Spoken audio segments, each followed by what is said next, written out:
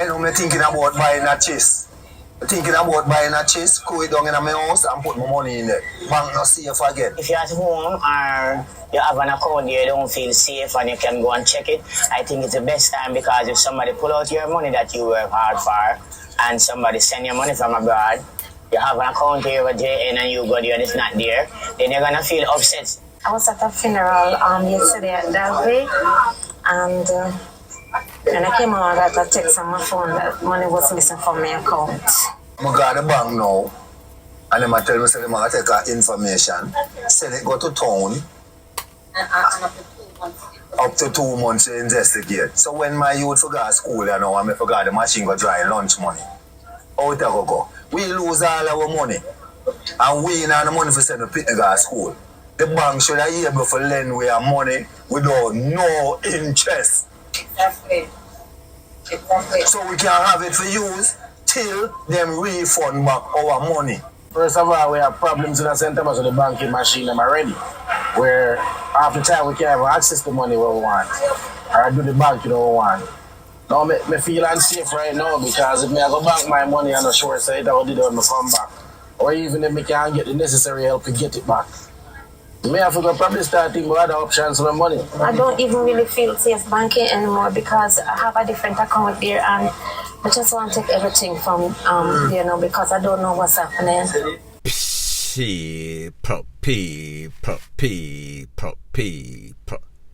Que pasa, suck, say what they do. Welcome to Crime Time News, where the difference is in the meds. Call it news with a buzz. We've heard people that bank at NCB, Scotia, just about every bank, whether they are banking in at the bank, the physical bank, or online, making claims, frustration of their money being missing on a rapid basis. Those are not just isolated cases. The latest bank that is been breached is the JN Jamaica National Bank that is in Morant Bay. Morant Bay, I think, is in St. Thomas. Where people are saying that them get up in the morning, go in at the bank, check online, most of them money gone, all of them money gone. When them go at the bank, them now get the right type of talk from the manager, the teller. As a matter of fact, the person that is in charge of fraudulent activity in the bank, he is saying that whenever these breaches occur, it takes at least 15 days, could be more, for that investigation to start. Not to say to come to some sorts of conclusion wherein you are going to get your money or have access to your money. You are going to get some sorts of loan. So you hear the people must say, well, it look like how things are going right now. It is best if I save my money in some sorts of chest, which is a safe. Best if I save my money under the bed, under the chimney, under the foul cub. Because it seems as if it is damned if you do or damned if you don't. If you go at the bank, you stand a great chance of going at the bank and somebody stick you up. If you bank online, which is supposed to be safer, more convenient, you stand a great chance of your money being missing. So therefore, it seems as if anywhere that you turn, you are stuck between a rock and a hard place, and people, that is the harsh reality of banks in Jamaica. This applies to NCB, Scotia, JN being the latest victims, wherein the people are frustrated. They don't know who to turn to. The regulatory body that monitor these banks give them a green light to do whatever they so choose. And people, I have done many videos on this before, not just JN, not just Scotia, NCB, every bank, and the mass of fraudulent activities that are being perpetuated in these financial institutions. Here is the facts. All of this all changed during the Big C situation, where these banks realize, listen, if we have the people who work from home or work in some sorts of call center, if we put out our information or have people in the call center, meaning some teenager, some 20-year-old thieving youth, thieving girl pitney for monitor the people them thing. That is where the problem started. So therefore, because of cost saving, because of profit margin, these banks decide say we are going to go that route. And even after they realize that these call centers are not in the best interest, the call centers are owned by people that own money, which are the friends of these people that own these banks. So therefore, the body club comes into full effect once again. So therefore, it is hard for you to stop any sorts of breaches of fraud. When the fraud is inside, it is internal. That means that people that works there. I have told you before on several occasions that a lot of these youths, a lot of these girls go in these financial institutions as mold. That means that either they go as an independent or people send them, figure set up shop in the people in place, have access to these chip, these password, these accounts. Everything is pretty much freelancing. They are in there stealing. It is like fishing from a bucket. Easy as 1, 2, 3. And the sad thing is that whenever they steal your money and you go to these financial institutions and you talk to anybody, you are getting a runaround from the manager, you're getting runaround from the teller, you're getting runaround from the people that are in charge of the fraudulent investigation. Everybody are sending it to everybody, and at the end of the day, you will not get any sorts of favorable response. At the end of the day, you're the one that is more than likely going to lose. You're the one that is more than likely going to be inconvenienced. People, I don't know what the solution is. However, what I do know, I myself do not have a bank account in a Jamaica, whether it is foreign or local, because I have also been a victim, or I have also heard about some sorts of fraudulent activity. And before it escalated, me make sure me take out every single dime. I am not saying that that is the way to go, and I am not trying to cause any sorts of problem in these financial institutions, but me just say, if people cannot assure you, guarantee you that your money is safe and secure, it is best for you to take it out until them come to some sorts of solution. Point blank and period. Further on in the news, it seems as if we will have to start to change the name of the JCF from the Jamaica Constabulary Force to the Jamaica Clown Force, based on all the circus-like activity that we see being conducted by these officers in that force.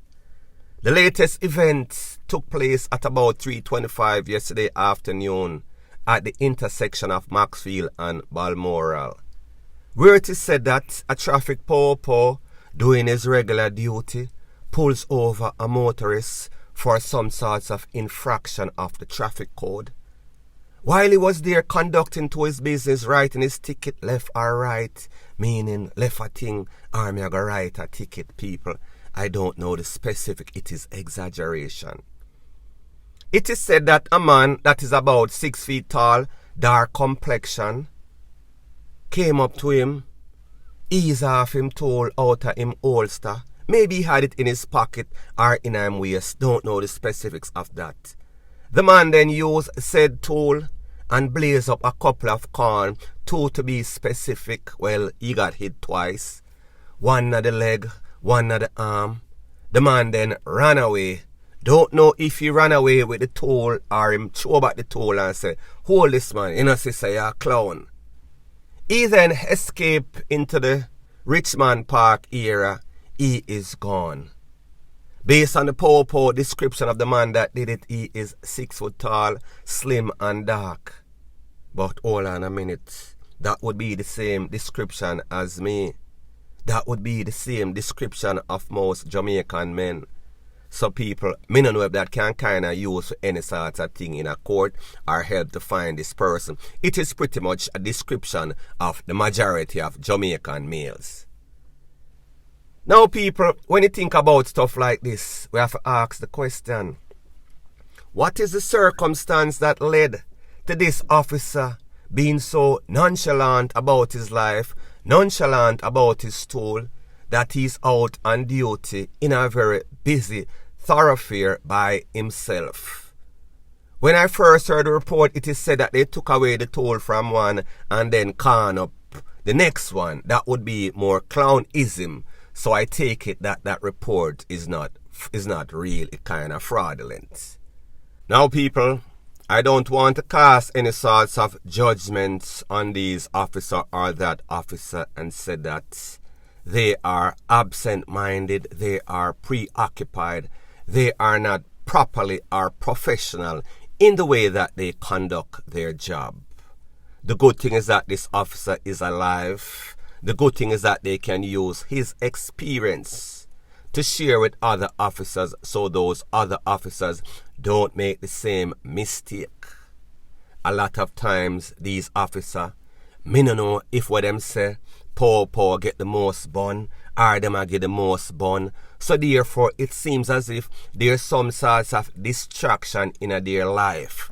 It seems as if these officers, when they are on the beat, it is not the next one a cover for the next one. The two of them are always out lapsing. So therefore, if them buck up in a somebody that has bad intention, usually it will end up bad for the popo. Usually persons are not going to see two popo officers together and then confront them for whatever reason, because they are thinking these officers are properly trained. In a lot of cases, that is not the case. In a lot of cases, the popo gets exposed, as in this case, because they were caught lapsing. Simple as that. What is even more weird is the fact that it is said that it is the same person that he stopped, was giving some sorts of ticket, giving some sorts of yapping at the lip. It is the same person that actually took him to the place of recovery, the hospital that is after the incident. Now, if you ask most Jamaican, based on their interaction with the popo, them are going to tell you, say, it depends on the circumstance, because if this popo a give me a hard time, then you know, say, DOG name him supper. People, me no know, me just a say. However, this person was kind enough, after whatever interaction that he had with the popo, to kindly take him to the hospital for treatment. He is presently still in the hospital under treatment, people. Me not telling a lie, like me say. This person is obviously of unsound mind, or this person is braver than the common criminal out there. Me no know the specific if the tool was recovered or him gone with the tool. People, me no really know. If that is the case, then maybe he is not of such unsound mind. Maybe he just needed some sort of free tool and he saw that the popo officer was lapsing on the job. So he caught him slipping, slip a couple in the body and then slipped away in the Richmond Park area. People, as soon as I get some more information, I'll be sure to divulge ASAP. Point blank and period. Further on in the news, it is called Damian the Devil learned his lesson the very hard way. OC karma came for him.